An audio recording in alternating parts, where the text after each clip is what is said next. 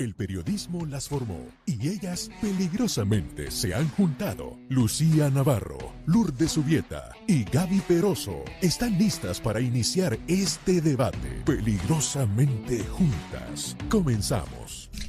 Feliz tarde, queridos amigos oyentes de Americano Media y de Radio Libre 790M, retransmitiendo nuestra señal Americano por toda el sur de la Florida. Somos Lucía Navarro, Gabriela Peroso y quien les habla, Lourdes Subieta. Le damos la bienvenida a todos los oyentes a Peligrosamente Juntas. Buenas tardes, chicas. Hola, buenas tardes. Qué gusto estar aquí un día más, una tarde más, para hablar de un tema que es bien difícil, ¿no? Hoy. Tema duro, importante porque es a nivel noticioso, pero es un tema difícil. Dale. Sí, estamos refiriéndonos justamente a esta sentencia que será tomada definitivamente en el mes de noviembre, una sentencia de cadena perpetua a Nicolás Cruz. Sin embargo, lo que pedía la Fiscalía y sobre todo lo que pedían los familiares era que fuera condenado a muerte. Se necesitaba que absolutamente todos los miembros del jurado votaran así, que fuera una decisión unánime y no pudieron ponerse de acuerdo. Es por ello que le damos la bienvenida a Richard Díaz. Él es abogado criminalista. Muy buenas tardes, gracias por estar aquí. ¿Cómo interpreta usted esta sentencia? Incluso estuvo conversando con nosotros y aseguraba que era muy difícil poner de acuerdo a todo el jurado, pero ¿la justicia realmente se cumplió en este caso? Bueno, buenas tardes y muchas gracias por la invitación. Mira, yo creo que la justicia no prevaleció, lo que prevaleció fue la ley, porque la ley no siempre es justa, desafortunadamente. Entonces, sí, legalmente la sentencia es correcta. ¿En qué sentido? En que hubo un juicio de 6 meses donde la Fiscalía tuvo toda la abundancia de tiempo para presentar todas las pruebas. Fueron a la escuela, fotos, testimonios de los padres, videos, en fin, agotaron todas sus pruebas, todas sus municiones, por decir así, legales, perdón, y la defensa de igual manera tuvieron la misma oportunidad. Entonces aquí nadie fue privado de una oportunidad de poder presentar sus testimonios, pruebas y evidencias. Para mí, la defensa fue más acertada. Lo hablamos el otro día. Sí. Esto no es atónito. Para mí esto no es nada atónito y ahora te explico por qué. Me voy a repetir lo que dije el otro día. Pero para mí la defensa fue más que nada el francotirador aquí y el otro era como lo que llamamos un shotgun approach, donde tiraron todo contra la pared y lo tenían que hacer así.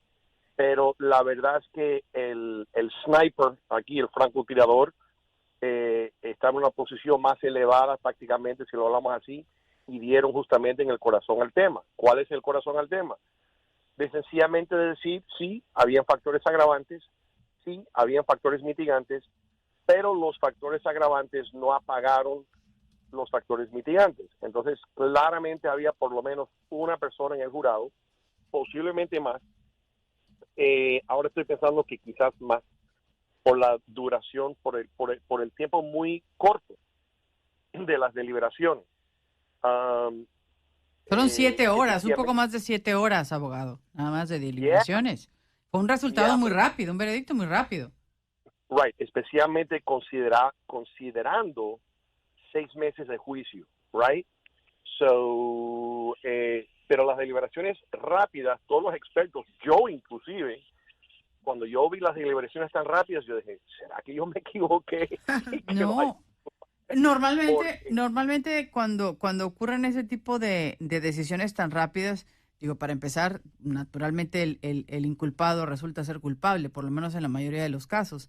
Pero a mí esta decisión, la verdad me sorprendió. Yo estoy de acuerdo con lo que usted dice, abogado, que a veces la justicia no es justa, pero a mí me sorprendió. No, mira, hay muchas cosas que son... Si tú no lo miras o si tú no eres un abogado, no tienes experiencia, lo ves, pero claro, no lo percatas. Mira, yo te voy a decir cosas que hizo la defensa que para mí fueron contundentes. Desde el más detalle, el más mínimo detalle hasta el más grande. El más grande es el perito que contrataron.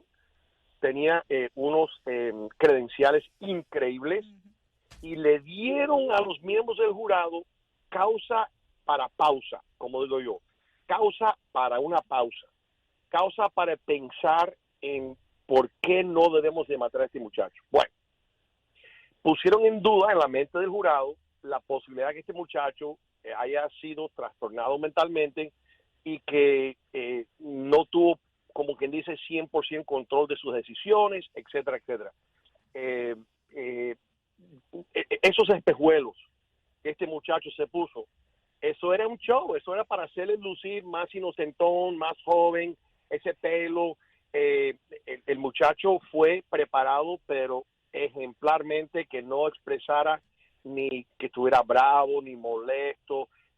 En 6 meses ese muchacho no tuvo ninguna expresión donde la gente podía medir su temperamento. ¿Sí me entiendes? Nunca mordió los dientes. O sea, la abogada con su manilla rosada del mes contra el cáncer para cogerle simpatía al jurado. Abogada mujer, otra mujer sentada a su lado derecho, como una relación como maternal. O sea, todas las cosas sublimes que pasaron, que para mí fueron diseñados, fueron premeditados, fueron bien pensados, profundamente analizados, hasta un punto para mí contribuyó a este resultado, pero mayormente un muchacho muy joven con el perito que pusieron, pusieron por lo menos en duda de una persona de los dos en como digo yo, causa para pausa. Claro. Y se acabó el cuento. Abogado, yo estoy de acuerdo en que todo lo que ocurre alrededor de un juicio, tanto de la parte de la fiscalía como de la parte de la defensa, siempre hay una preparación y siempre hay algún tipo de plan para manipular al jurado. Eso siempre existe, a favor de la fiscalía, a favor de la defensa. Pero mi pregunta es, ¿por qué no consideraron el dolor de esas familias, esas 17 familias? Y tenemos a una madre, abogado, si nos permite brevemente colocar, por favor, el sonido. Vamos a escuchar la declaración de la madre de una de las víctimas, del joven Joaquín Oliver. Es la madre de Joaquín Oliver. Vamos a escucharla, por favor, en la sala de reproducción de Americano. ¿Tenemos listo el sonido? La sentencia de hoy Ahí está. fue algo que realmente no estábamos esperando. Las leyes de la Florida dan como opción la pena de muerte. Y este caso era el perfecto para determinar que la pena de muerte era la sentencia adecuada. Nosotros, las 17 personas que perdimos a nuestros seres queridos, hemos estado esperando durante todo este tiempo a que el trial, a que el juicio llegara. Todos los días nos sentamos allí esperando en nombre de nuestros amados y de aquellas otras familias que no podían hacerse presentes porque es muy difícil estar dentro de un salón, dentro de una corte, escuchando tantas cosas que tú no te imaginas que puedes haber escuchado y que pasaron ese día. Que no sabíamos que habían sucedido incluso. Entonces, yo les quiero decir que si este juicio no merecía la pena de muerte, entonces la justicia y el sistema está fallando. Habrá que hacer reformas, pero entonces nos adaptamos. Pero no nos deje esa opción y después no la use cuando realmente el peso de la ley tiene que caer en un 100% por el caso que fue. Mira, los abogados defensores se encargaron de alguna manera de manipular información antes de ellos ir a hacer las deliberaciones. El jurado hizo el trabajo que tenía que hacer, se lo agradecemos, todos lo entendemos. Pero aquella persona que decidió... Abogado, que no nos escuchaban, no entendían que tenían que dejarnos los micrófonos abiertos durante todo el programa. Abogado, disculpe. ¿Qué le parece a usted esa declaración de la madre de una de las víctimas, donde ella dice, si en la Florida tenemos pena de muerte, ¿para qué sirve si en este caso era un caso claro para pena de muerte? Bueno, me duele decirlo, pero nosotros hasta hace 8 años teníamos un estatuto de pena de muerte que permitía la jueza o el juez imponer sentencia de muerte solamente con una recomendación de esa sentencia por una mayoría de jurados, 7 sobre 12. Claro, y se cambió. Pero la Corte Suprema de los Estados Unidos en el 2012 cambió esa ley en un caso de jurisprudencia que se llama Hearst, H-U-R-S-T, y Hearst dijo que antes de quitarle la vida a un ser humano, la recomendación para poder imponer la sentencia de muerte tenía que ser unánime. Eso es la decisión de la Corte Suprema, la Corte más alta en el país, que no tiene una soberanía por encima de ella, y entonces ya todos los estados tienen que regirse por eso. Por eso es que en el 2014 la legislatura renuentemente cambiaron la ley a este nuevo estándar. O sea, no podemos, en este caso, no podemos culpar a los legisladores.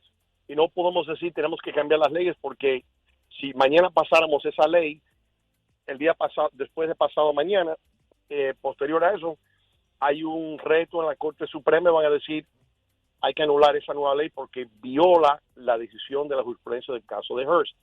So, es triste. En otras palabras, donde este evento hubiera sucedido antes del cambio a la ley, si habían por lo menos 7 a favor de la pena de muerte, la jueza lo hubiera podido imponer, claro, y no me cabe la más mínima duda que hubiera sido la pena de muerte.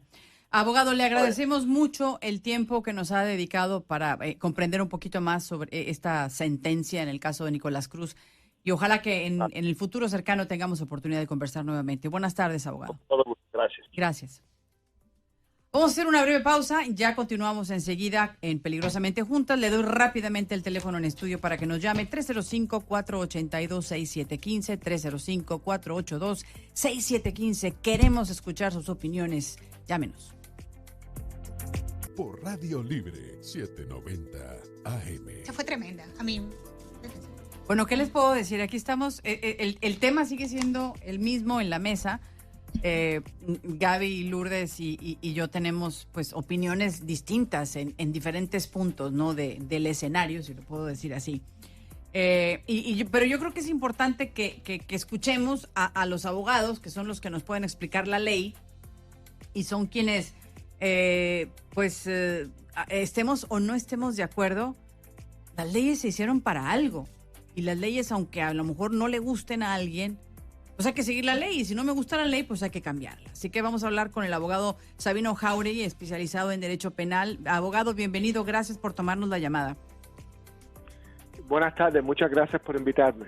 Abogado, ¿qué le pareció el papel de la defensa en este caso? Literalmente lo rescataron del patíbulo a un asesino de 17 personas. Bueno, la defensa tenía un trabajo casi imposible, defender a alguien que mató a 17 personas, niños, de una manera muy cruel, muy calculadora, muy intencional, y aparentemente hicieron un buen trabajo. Pudieron convencer a más de un jurado que le mostraba misericordia a Nicolás Cruz, y ellos estaban peleando no nada más que el equipo entero de la fiscalía, sino también la jueza. Ellos tuvieron varios conflictos, la abogada tuvo varios conflictos con la jueza, no se llevaban bien, se estaban gritando, había muchas peleas entre ellas dos, pero pudieron convencer al jurado. Es una victoria para la defensa, en este caso una victoria que no fue fácil. Fíjese, abogado, a mí me llamó mucho la atención las declaraciones de muchos de los papás al final del juicio, ¿no? Y decía Tony Montalto, el papá de Gina Montalto, una de las víctimas, dice que es otro golpe al hígado para ellos. Y dice, este hombre o este chico va a vivir a pesar de que a mi hija le puso la pistola en el pecho y le disparó 3 veces. Es un acto premeditado y monstruoso que él siga vivo. Eso fue lo que dijo Tony Montalto hoy. ¿Usted qué opina de esto, abogado? Él tiene toda la razón. Él está 100% en lo correcto. Esto sí fue un crimen horrible, sí fue intencional, sí fue calculador, sí lo planeó por varios meses. Él tiene toda la razón, entiendo por qué están sufriendo ahora, se sienten que el sistema judicial les falló. Les falló completamente.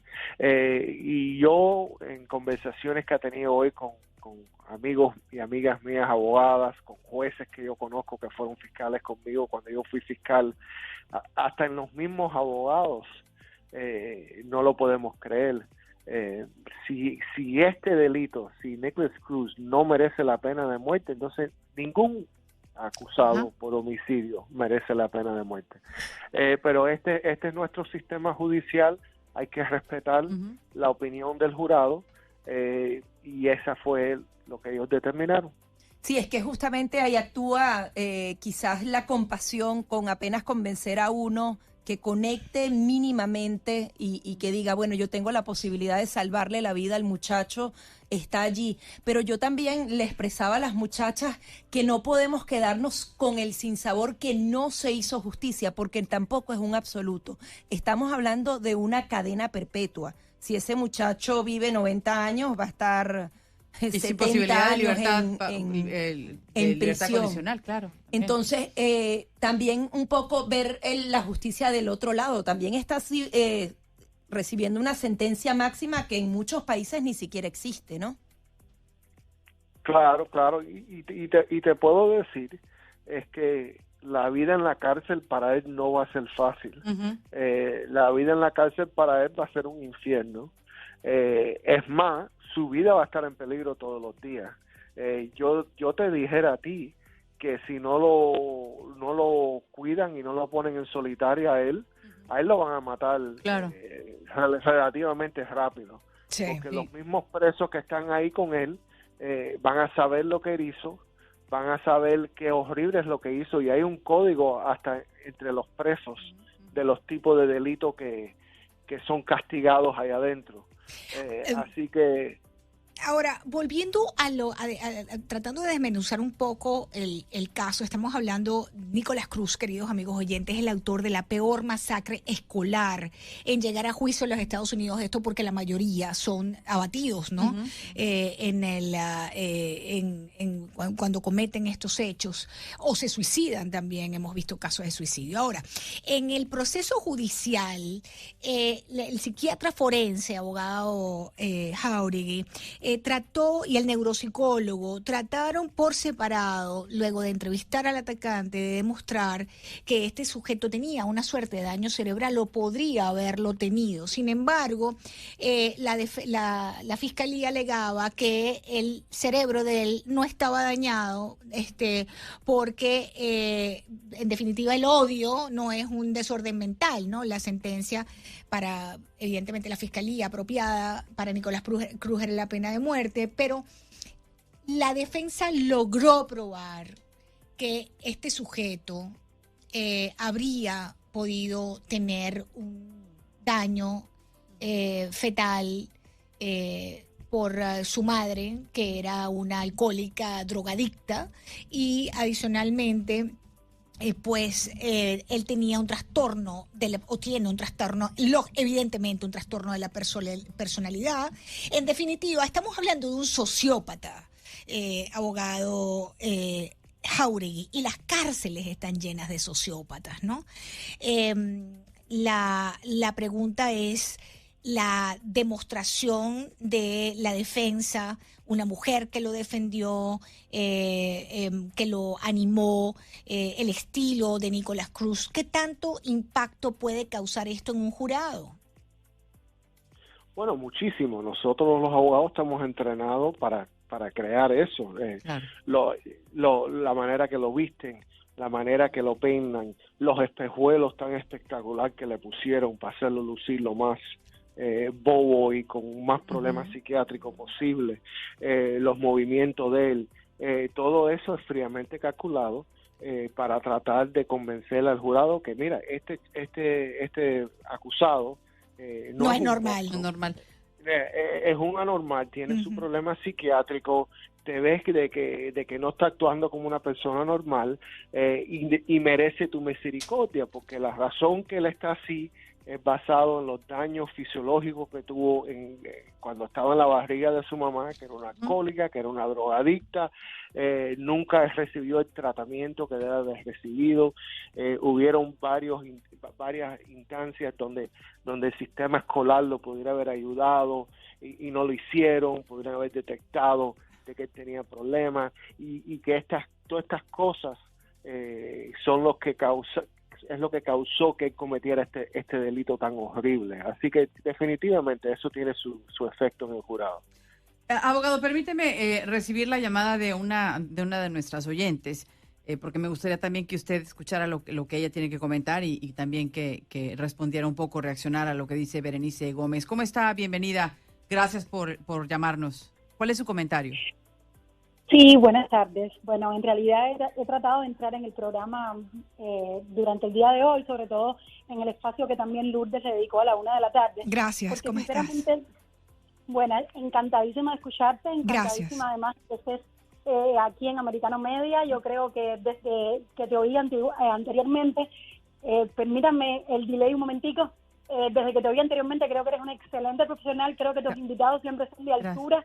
Te felicito y feliz de esta emisora nueva. Amén, Ahora, gracias. en cuanto a lo de Nicolás Cruz, súper indignada, y creo que nos habla un poco de por dónde anda nuestra sociedad ahora mismo, donde en realidad lo que acabamos es justificando el mal, lo que acabamos es haciendo jóvenes irresponsables, que en realidad comenzamos a justificar su actuar de hoy, porque en el pasado le pasó esto, le pasó otro, que tenemos un montón de jóvenes que tuvieron esa misma, pudiéramos decir, antecedente y no reaccionaron de la misma manera. Aquí vemos una persona que fue responsable de sus actos, una persona que pudo de alguna manera verbalizar lo que iba a hacer, una persona que estaba consciente de lo que estaba haciendo, y ahora terminamos diciendo que simplemente porque su mamá fue una drogadicta. Creo que de verdad que esto nos habla en qué punto nuestra sociedad está, no solo en este tema, sino en todos los temas desde el punto de vista político, social, y la verdad que da pena, da vergüenza. Y que no hubo arrepentimiento. Claro. Y no hubo arrepentimiento, ¿no? Exactamente, Que todavía el arrepentimiento es algo que uno hubiese podido pedir. Exactamente, entonces yo me sorprendo un poquito, y discúlpeme, abogado, cuando usted nos dice que a ustedes los alistan no para estar de parte de la verdad, sino para que ustedes entonces lo vistan de una manera o para que ustedes le pongan espejuelos que lucen. ¿De qué estamos hablando? Estamos hablando que el abogado está al lado de la verdad, que el abogado está al lado de la objetividad, que el abogado está al lado de lo que verdaderamente pasó, o estamos al lado de cosas que son prejuicios finalmente. O sea, de verdad, me siento como que ¿dónde está la justicia? ¿Dónde está la verdad? O sea, ¿estamos jugando a qué? Estamos 17 jóvenes muertos, la peor matanza, y estamos diciendo que este niño, la culpa fue que anteriormente alguien, sus padres. No, simplemente es lo que estamos creando ahora mismo, jóvenes irresponsables que no son capaces de hacerse responsables de sus actos y de sus acciones. No, sinceramente es una noticia que me ha devastado emocionalmente en el día de hoy, porque un recurso que estos padres tenían era hacer justicia. Claro, para hacer el cierre, Berenice. Vamos a hacer una breve pausa en Americano y regresamos. Abogado Sabino Jáuregui está con nosotros, abogado especializado en Derecho Penal, criminalista, a propósito de la sentencia a este joven Nicolás Cruz, el responsable de la masacre de Parkland. Ya venimos. Continuamos con más aquí en Peligrosamente Juntas, conversando con el abogado Sabino Jáuregui. Él es especializado en Derecho Penal. Y usted escuchaba justamente la opinión de una de las oyentes. En primer lugar, muy acertada, pero adicionalmente creo que también es importante destacar la labor que hace cualquier abogado, dependiendo de en qué lugar le toque defender, porque de eso se trata la justicia. Hasta el asesino más cruento tiene también derecho a ser defendido.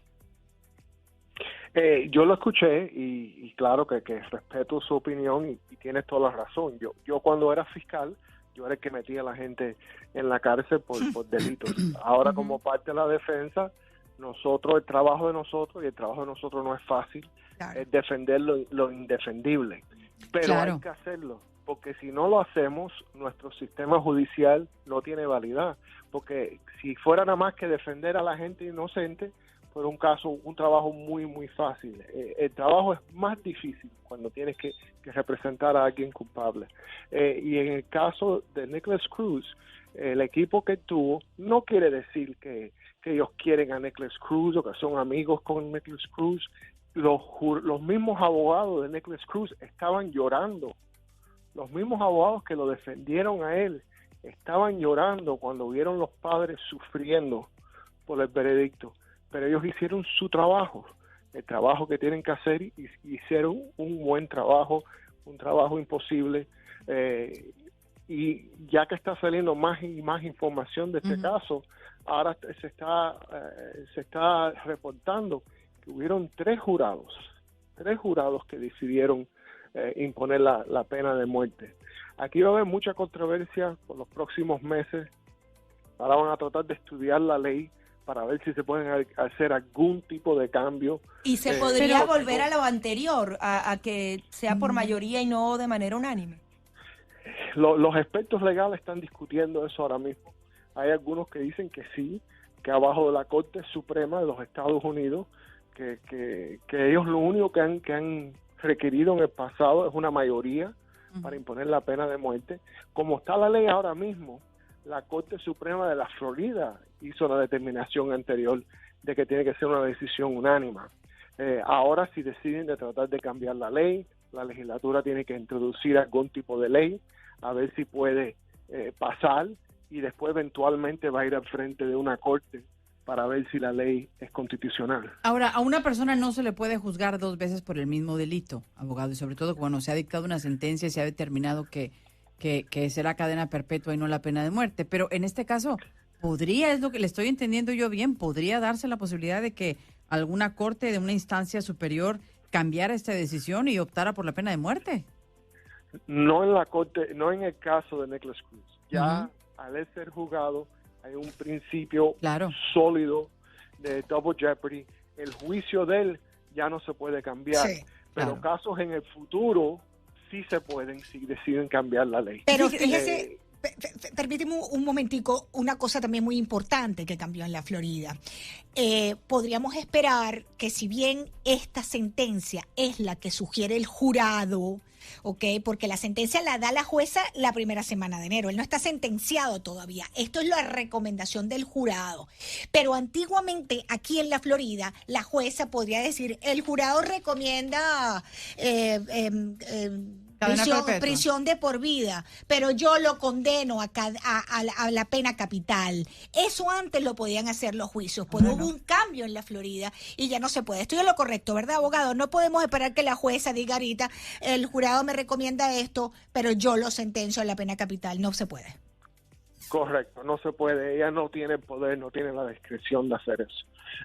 La Corte Suprema de la Florida hizo la determinación que esa es una decisión que solamente un jurado puede hacer y que tiene que ser una decisión unánime para imponer la pena de muerte. Ahora, abogado, comentábamos hace un momento que, bueno, en la cárcel lo que le espera a Nicholas Cruz es atroz.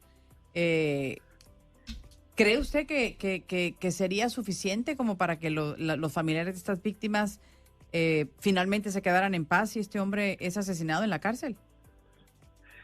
Yo no sé, honestamente, estos pobres padres yo no creo que más nunca van a tener paz, pase lo que pase con Nicholas Cruz. Aunque le hubieran imponido la pena de muerte, nunca los pobres van a tener paz pasando lo que él hizo. Ahora, abogado, también ahora viene otra audiencia, o pueden ser varias audiencias, en donde esos familiares van a opinar sobre la sentencia, y es por eso que pasa a noviembre la declaratoria final. ¿Qué puede suceder en esas audiencias? ¿Esto es común? Eso es común. Van a hacer lo que se llaman victim impact statements. Van a dar declaraciones de cómo el crimen de él impactó a su familia, el sufrimiento, lo que ellos han sentido. Y Nicholas Cruz se va a tener que sentar ahí, va a tener que escucharlo, mientras que ellos le hablan a él y le dicen a él lo que él le hizo y cómo él destruyó sus vidas. Oiga, abogado, en esa fase donde las familiares de las víctimas van a hablar, ¿qué pasa si un jurado dice, me equivoqué en mi sentencia y debí haberle dado la pena de muerte? Ya no hay forma de cambiarla. No, y los jurados no van a estar ahí para eso. Así que no cambia nada. ¿Los jurados no están presentes? No están. Ya eso está ya eso es una audiencia de sentencia. Va a ser nada más que los abogados y los familiares de las víctimas. Entonces, ¿de qué sirve que hablen las víctimas si no hay posibilidad de que el jurado tome en consideración su testimonio? Bueno, ellos pudieran haber testificado en el juicio, y muchos de ellos testificaron en el juicio en sí. Normalmente, no en un caso de este tipo, pero normalmente las víctimas testifican en la sentencia para que el juez pueda hacer una determinación de cuál fuera el castigo justo para el acusado. Pues sí, pero en este caso, ¿de qué sirve, en no? En este caso, la única función es como un desahogo de los familiares a Nicholas Cruz para darle algún tipo de cierre al caso y para ellos, ¿sabes? Como se dice en inglés, un tipo de closure.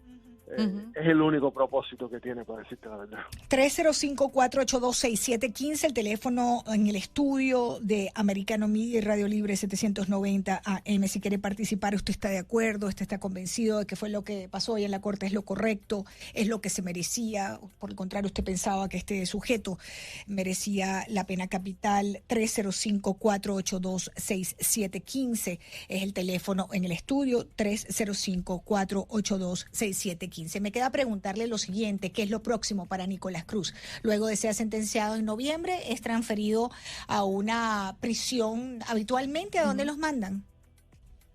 Lo pueden mandar en cualquier lado aquí en el estado de la Florida, a una de las prisiones estatales. Fíjese, como dato curioso, antes de que se nos acabe el tiempo en este segmento, abogado, la hermana del asesino de la masacre quería testificar en el juicio. Ella también está en prisión. Sí. Ella también está en prisión, y esta es una nota que está publicando Infobae con esta información. La hermana, le digo, en la cárcel también, y naturalmente nos habla de un patrón en la familia, que hubo problemas, que la mamá fue descuidada, en fin, 34 razones, ¿no? 34 razones. Pero me parece muy interesante que ambos acaban en la cárcel, ambos son criminales de alguna manera. Bueno, uno es un asesino y la chica no estoy segura cuál es la causa por la que está en prisión, pero están en la cárcel los dos, ¿no? Sí, y eso se ve mucho en nuestro sistema penal, de que cuando hay un familiar en la cárcel, otros también, padres, hijos, hermanos, eso pasa. Se ve muy a menudo en nuestro sistema penal. Doctor, nos quedan apenas un minuto, pero ahora los abogados de Nicolás Cruz pueden pedir algún tipo de tratamiento especial dentro de la cárcel para protegerlo, y si realmente se merecería ese tipo de privilegios, ¿no? Ellos pueden pedir de que la jueza recomiende algún tipo de protección, ponerlo en solitario, ponerlo en una celda solo, ese tipo de cosas, pero esa decisión no lo puede tomar ni la jueza ni los abogados. Eso está completamente en el control del sistema correccional. Ellos pueden hacer una recomendación, pero el sistema correccional puede hacer lo que le dé la gana a ellos. El correccional estatal, que también podríamos estar hablando horas de las cosas que ocurren allí, ¿no? Horas podríamos estar hablando. Abogado Sabino Jauregui, gracias por acompañarnos el día de hoy en el programa. Abogado especializado en derecho criminal, a propósito de la sentencia de Nicolás Cruz. Tengo las líneas full, aquí en el estudio están full las líneas, les agradecemos mucho. Vamos a atender sus llamadas por el 305-482-6715. Al regreso de esta pausa comercial, venimos con los oyentes de Americano Media. Queremos escucharlos, queremos saber qué opinan. 305-482-6715. ¿Qué opina usted de la sentencia de Nicolás Cruz? Buenas tardes. Sí, primero que todo quería opinar acerca de la señora que llamó antes. Me parece muy acertada la opinión de ella. Inicialmente creo que no hay pena que vaya a resarcir el dolor de los padres, por más que sea la peor pena del mundo. Claro. No creo que una persona que vaya a estar en la cárcel por cadena perpetua vaya a estar feliz de que en lugar de eso le hayan dado, que en lugar de darle la muerte le hayan dado cárcel por cadena perpetua. Entonces, cualquiera de las dos, para mí, es una pena de todas maneras muy fuerte. Lo merece. Por ese lado, estoy de acuerdo con lo que dijo la señora anterior. Y hay una parte sobre la que quiero opinar que me parece muy cruel de parte de la ley, de lo que estaba hablando el abogado. Como decía la señora, la ley es imparcial y debe estar al lado de la verdad. Y me parece muy cruel que a una persona la tengan que disfrazar y tengan que convertirla en un payaso para que pueda convencer a un jurado de algo que no es correcto. Entonces, si la ley está actuando desde ese punto de vista, me parece que no es correcto, por ese lado. Y lo otro que también es lamentable, que una persona que esté representando a alguien o que pueda representar a alguien a nivel hispano tenga un vocabulario tan limitado en el sentido de la pronunciación del español. Yo creo que las lenguas se deben respetar, y tanto una persona que no puede hablar bien inglés en Estados Unidos, claro, es muy difícil que pueda representar a una persona. Claro. Y que una persona que no hable perfectamente, no digamos perfectamente, claro, pero que cometa tantos errores en español, pues no es digno de poder. Yo no conseguiría un abogado de esa forma. Gracias. De todas maneras, muchas gracias a ustedes por el programa y quería darles esa opinión. Muchísimas gracias. 305-482-6715. Estamos compartiendo con los oyentes de Americano y de Radio Libre pues el sentir de la comunidad, ¿verdad? Sobre este caso. Tenemos 4 años esperando la sentencia de este criminal. Así es. Y pues hoy había llegado el día, unas deliberaciones bien cortas, ¿no? Fueron apenas 7 horas, un poco más. Pero quiero comentarles lo que dijo Harold Pryor, el abogado del condado Broward. Él dijo, después de que salieron los padres a dar reacción sobre el resultado de este juicio, él agradeció al jurado por su trabajo, a los oficiales, a los fiscales, a los testigos, a los familiares, y ya.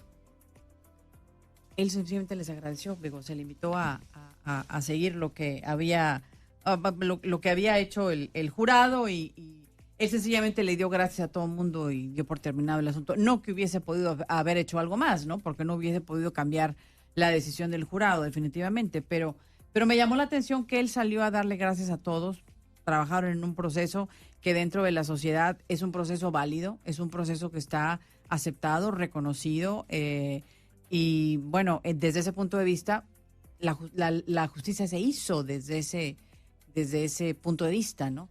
Pero yo creo que aquí van a quedar muchas heridas y que vayan, la cosa no se va a quedar aquí, porque los padres decían algo que me parece muy interesante. Ahora los asesinos múltiples o los que arman masacres van a decir, pues al fin y al cabo me dan cadena perpetua, no me dan la pena de muerte. Nadie me que va a ese es matar. otro punto de vista que también habría que analizar, porque más de un padre dijo algo semejante, ¿no? Ahora es como decirles, pues sí está bien, haces alguna masacre y no te van a matar. Nada más te van a dar cadena perpetua. Queremos saber qué opina usted, la audiencia, por ejemplo, si cree que la ley de Florida deba cambiar. Antes era por mayoría, los jurados se reunían y si la mayoría decidía, esa sentencia de muerte se daba así. Ahora es de manera unánime. ¿Y eso qué significa? Los 12 tenían que estar de acuerdo. Si apenas uno decía que no y los otros 11 decían que sí, se caía por completo la sentencia. Uh-huh. ¿Usted cree entonces que nuestra ley aquí en Florida debería ser reformada o en general? ¿Qué opina usted de esta sentencia? Comuníquese con nosotros al 305-482-6715. 305-482-6715. Bien, y a pesar de que los fiscales habían probado muchos factores agravantes en esta masacre de Parkland, incluyendo que los asesinatos de estas 17 personas fueron especialmente atroces, pues los jurados, como explica Gaby, no decidieron unánimemente y que esos factores, digamos, superaran los atenuantes. Uh-huh. Y cuando uno desmenuza los atenuantes pesaron más que los agravantes en esta decisión. Y por eso es que se lleva la sentencia de cadena perpetua y no la pena capital. Pero entre los atenuantes, uno dice, a ver, ¿cuáles son? ¿Qué puede atenuar un crimen ¿Qué puede justificar? de tomar un fusil con alevosía. Me voy a la escuela. 139 disparos. De donde o sea, ahí no es que se me disparó uno, fueron Correcto. 139. Y fue tras justamente a la escuela donde lo habían expulsado un año antes, lleno de odio, de rencor, que no es una enfermedad mental el odio, no el rencor, cuidado. O sea, hay que las grabaciones de los hay que chicos eso, en los celulares, ¿no? Esas imágenes tan Sí, impactantes que se correctamente. transmitieron. Rodrigo Todón, buenas tardes. Adelante, caballero, su opinión está en el aire. Tardes, habla Rodrigo Tobón. Adelante, caballero. Gracias. Resulta que cuando una persona comete un crimen, se le hace un daño a la sociedad. También porque esa persona que sufre esa maldad, sufre mucho porque el dolor intenso mientras muere. Y también la ley debe ser rígida con estas personas. Hoy en día ven una carita linda o algo así, entonces quieren rebajar las penas. Entonces eso no es así. La ley es igual para todos. No debemos desconocerla. Es un error no conocer las leyes. Eso se ve en derecho. No lo va a salvar porque no conocía la ley. Entonces debe ser la ley muy severa con las personas que asesinan o hacen maldad a la otra. Sí. Porque no, entonces ¿cómo se puede vivir en un mundo con tanta maldad? Correcto, usted se refiere a que el desconocimiento de la ley no justifica su incumplimiento. Exactamente. Pero yo creo que para todos está claro que agarrar un fusil, ir a disparar en un lugar, eso va no solamente contra toda la ley, ¿no? Sino que va contra cualquier norma. Eso te convierte en un asesino, en un criminal. En este caso, 17 muertos. Sin duda queda un mal sabor, creo yo, en todos. Por supuesto, ni pensar la familia, ¿no? La familia están muertos en vida, evidentemente, ante una situación como esta. Quizás la pena de muerte les hubiese, como ellos los han manifestado, ¿no? Les hubiese dado ese sentimiento de tranquilidad. Hubo justicia. Hubo justicia, sí. Hubo justicia. Pero bueno, es lo que tenemos. Tenemos una llamada más. ¿Una llamada más? La atendemos, señor Joel. Buenas tardes. Me queda un minutico, rapidito. Señor Joel. Adelante, Joel, caballero. ¿Lo escuchamos? ¿Joel? Bueno, parece que perdimos la llamada de Joel, pero yo creo que esta experiencia, este evento de hoy, como dice Lourdes, nos deja un sabor agridulce, diría yo, a muchos un sabor amargo. 139 disparos, no me parece que haya sido un accidente o un acto no planeado. Yo entiendo que este chico tenía algunos atenuantes, algunos problemas, pero nada justifica lo que hizo. ¿Tenemos a Joel otra vez? Sí, pero nos queda un minuto en el aire, así que tiene que ser rapidito. Por favor. Oye, sí, estoy en el aire, sí. Sí, adelante. Oye, felicidades por el programazo. Déjenme decirle algo que no han hablado. ¿Cuándo van a traer los responsables de que ese muchacho, con todos esos problemas, se mantuvo en el sistema escolar, que nadie tuvo en cuenta los problemas que tuvo en otras escuelas y que si lo votan de aquí, si lo votan allá, todos esos policías que se quedaron y no defendieron a nadie? Porque aquí hay mucha gente implicada en ese rollo. Sí, es un muchacho que por alguna razón salió loco, posiblemente haya que sacarlo de circulación. Aquí pena de muerte para la madre y el sistema también, que el sistema no lo identificó, caballero. Señor Joel, de acuerdo con usted 100% también. Gracias por su llamada. Y llegó la hora de despedir aquí Peligrosamente Juntas. Como siempre, un placer estar aquí. Lourdes Jubieta, Lucía Navarro y Gaby Peroso. Será hasta mañana. Gracias.